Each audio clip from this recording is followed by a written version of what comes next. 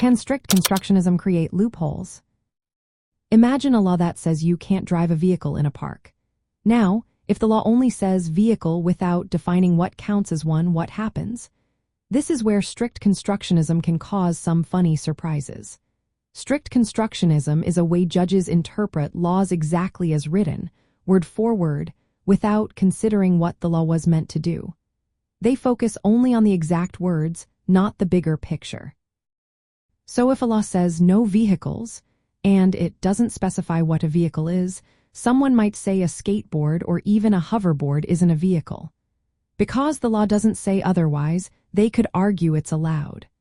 This narrow reading creates a loophole, an opening for people to get around the law without technically breaking it. In some states, weird laws exist that seem outdated or bizarre.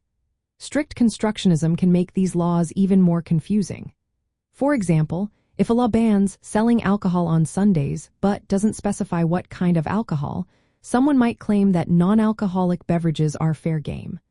Or if a law bans fishing with a rod but doesn't mention nets or traps, people might use those instead. These loopholes happen because judges are only looking at the exact words, not the purpose behind the law. This can lead to strange situations where the law is technically followed, but the spirit of the law is ignored. Some legal experts say strict constructionism is good because it keeps judges from making laws they shouldn't, but it can also cause problems. When judges stick only to the words, they might miss the reason why a law was created. That leaves room for clever people to exploit the wording.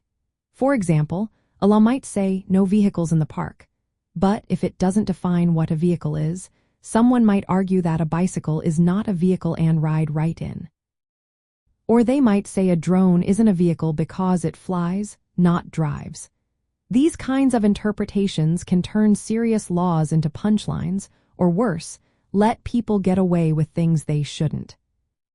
In the end, strict constructionism can unintentionally open the door to loopholes. When laws are interpreted only by their exact words, it leaves gaps that can be exploited. That's how some strange or outdated laws across America stay on the books, even when they seem silly or confusing. It's a reminder that sometimes, the way laws are written and enforced can lead to unexpected and humorous legal gaffes.